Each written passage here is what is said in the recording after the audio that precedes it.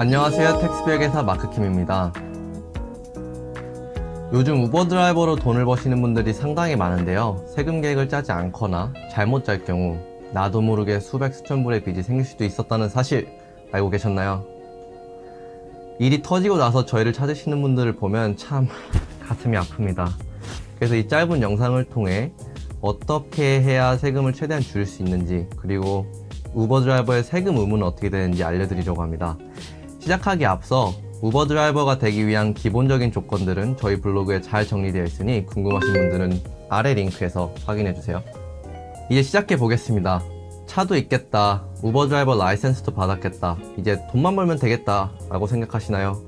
그 전에 또 해야 할 게 있습니다. 바로 ABN, 즉 Australian Business Number를 받는 것인데요. 이는 TFN과는 다른 개인 사업자 넘버라고 보면 이해하기 쉽습니다. 이유는 우버 드라이버는 우버 회사의 고용인으로서 일하는 것이 아니라 컨트랙터로 일하는 것이기 때문입니다. 따라서 우버 회사는 우버 드라이버에게 최저임금, 연금, 다쳤을 때 보상 등등의 의무가 없고 원천 징수도 하지 않습니다. 즉, 우버 회사는 수수료만 뗄 테니 우버 드라이버 너가 알아서 세금 신고도 하고 GST 신고도 해 라고 말하는 것 같은 것이죠. 이 부분을 잘 이해하셔야 되는데요. 매년 하는 세금 신고와 GST 신고는 별도이며 GST 신고는 3개월마다 하셔야 됩니다.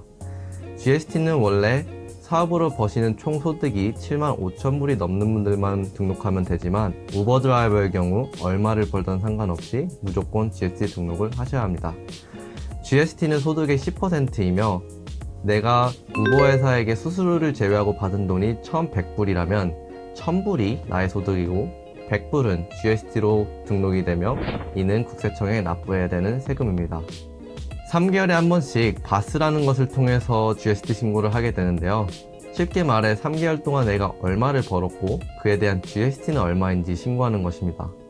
또한 GST가 포함된 지출이 발생하였다면 그에 대한 GST만큼은 세금이 감면됩니다.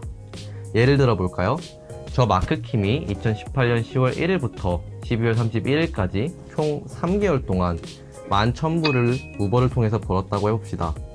그리고 이를 위해 사용한 지출, GST가 포함된 지출을 보니 3,300불이네요. 이런 경우 저는 11,000불에 대한 1,000불에서 3,300불에 대한 300불을 뺀 700불을 GST로 국세청에 납부하게 됩니다. 여기서 가장 중요한 질문은 그럼 어떤 지출이 되냐는 건데요. 공제를 받을 수 있는 지출은 다음과 같습니다. 구매하신 차량, registration fee, 보험료, 세차비, 기름값, 기타 정비비, 여기에 더해 우버 드라이버로 등록할 때 지불하신 비용, 카페 청소비, 음악 어플리케이션 비용, 거기에 손님을 위해 간식을 준비하신다면 그에 대한 GST까지 클레임이 가능합니다. 가장 중요한 것은 영수증을 잘 모아놔야 한다는 건데요.